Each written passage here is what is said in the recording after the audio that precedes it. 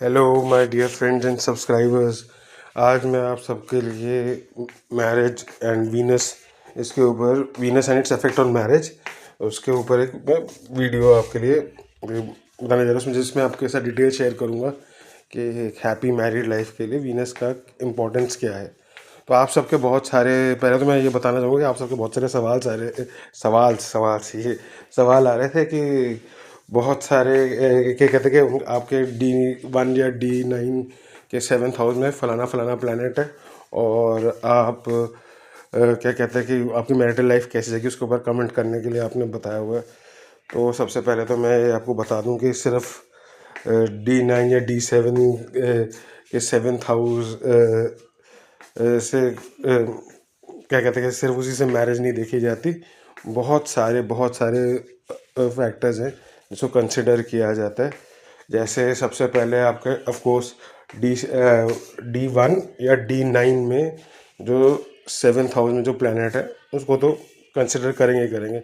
उसके बाद 7th का लॉर्ड कौन सा उसको कंसिडर करेंगे, उसकी क्या डिग्निटी है, वो कहाँ पे सिचुएटेड है, वो उसको भी कंसिडर करेंगे। साथ में D7 कह रहा हूँ, 7th हाउस में जो प्लैनेट है और D1 और D9 के जो 7th हाउस में जो प्लैनेट है वो कौन से नक्षत्र में है, या फिर 7th लॉर्ड कौन सी नक्षत्र में, इनको भी देखना बहुत ज़रूरी है। अगर गणमूल नक्षत्र में है या किसी खराब उग्र नक्षत्र में, उग्र नक्षत्र मेन चीज़ वो है, उग्र नक्षत्र या तीक्ष्ण नक्षत्र में, तो फिर स्पेशली द गणमूल नक्षत्र अगर उनमें है तो थोड़ा सा फिर भी एहतियात बरतने की बात है। 5th का लॉर्ड 5th हाउस, 9th का लॉर्ड 9th हाउस, ये भी मोटा मोटी मैटर कर ही जाते हैं। बट सबसे ज़्यादा इम्पोर्टेंट जो है, जो फैक्टर्स जिसको सबसे ज़्यादा कंसिडर करना चाहिए कि जिससे मैरिटल लाइफ अच्छी होगी भी कि नहीं होगी, होगी कि नहीं होगी, इस पॉसिबिलिटी को कंसिडर करने के लिए हमें वीनस को देखना पड़ता है। And Venus is important for a lot of things. सबसे पहले तो वीनस आपकी सेल्फ लव उसको बताता है। उसके बाद आप बेसिकली रोमांस कैसे करते हैं वो बताता है। Apart from the 5th Lord, अगर वीनस अच्छी डिग्निटी में है, अच्छे योगों में, पाप कर्तरी में नहीं फंसा हुआ, तो आप थोड़े बहुत तब भी मैरिज की पॉसिबिलिटी भी देख सकते हो और मैरिज को आप एंजॉय भी कर सकते हो। बट वीनस ये भी बताता है कि आपकी जेनिटो यूरिनल पार्ट्स जो हैं, जो मतलब कि रिप्रोडक्टिव ऑर्गन्स हैं, वो किस हिसाब से किडनीज की कैसी रहेंगी, ये भी वीनस आपको बताता है। बट एनीवे शादी के लिहाज से Venus is very important. Venus की इम्पोर्टेंस है कि मैरिटल प्लेजर होगी भी कि नहीं, बेड प्लेजर्स होंगे भी कि नहीं, वो इन सब को बताता है। अगर बाय चांस वीनस किसी शत्रु राशि में, एंड स्पेशली इन द क्या कहते हैं D9 में, खास नवांश में अगर है, तो फिर आपके अलार्म्स बेल रिंगिंग शुरू हो जाने चाहिए। क्योंकि D1 में अच्छा है, D9 में अच्छा, तो वीनस की स्ट्रेंथ को एब्सोल्यूट नहीं माना जा सकता। अगर D1 में भी अच्छा है, D9 में अच्छा, D1 में बेशक थोड़ा बहुत 19-21 भी हो, बट D9 में अगर अच्छे स्ट्रेंथ में, अच्छी डिग्निटी में है, इररेस्पेक्टिव ऑफ द हाउस के पीछे मत जाओ। D9 में जब भी जाते हो राशि को देखो, हाउस को मत देखो, क्या वीनस वहाँ पे सुखी है, तो फिर उस चीज़ को आप कंसिडर करेंगे कि हाँ आपका मैरिटल लाइफ उसमें सुखी है। अब मैं आपको छोटे 2-3 एग्जांपल देता हूँ। जैसे आपका क्या कहते हैं कि वीनस, सबसे पहले तो आपको देखना पड़ेगा कि वीनस अच्छी राशि में है कि नहीं। अगर वीनस अपनी उच्च की राशि में है, खास करके D9 में, तो marital life will be A bliss. खास करके आप तो अपने शायद पार्टनर को लगभग बहुत ही डिवोटेड रहोगे उसके प्रति, उसको पूजना शुरू कर दोगे।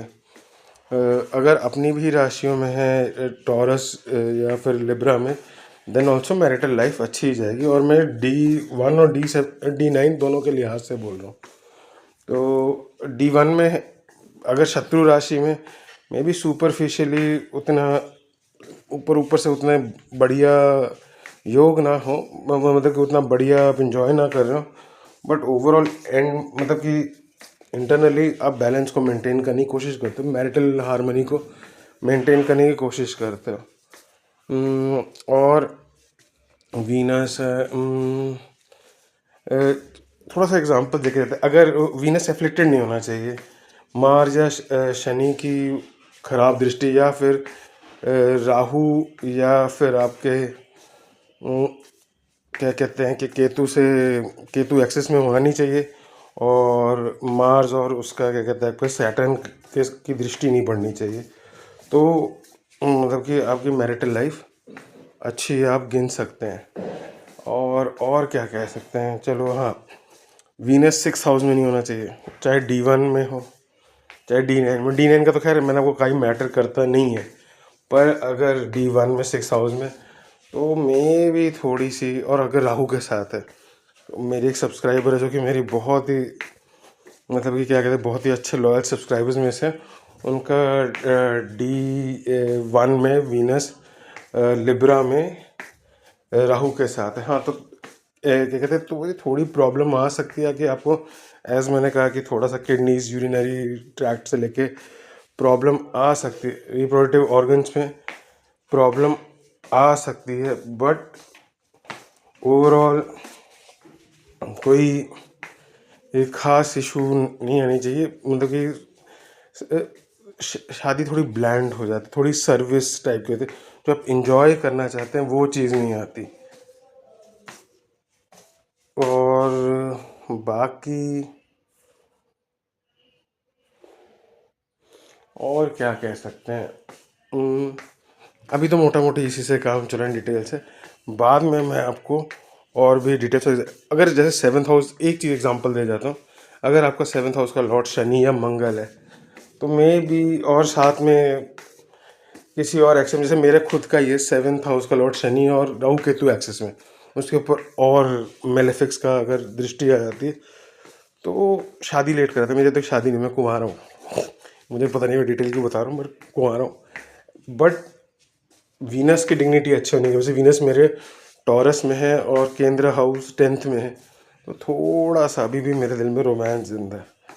तो ये सब मैं आपको मोटा मोटी बताना चाहता था। इसके बाद किसी और वीडियो में आपको वीनस एंड मैरिड लाइफ के बारे में और भी ज़्यादा डिटेल्स शेयर करूँगा।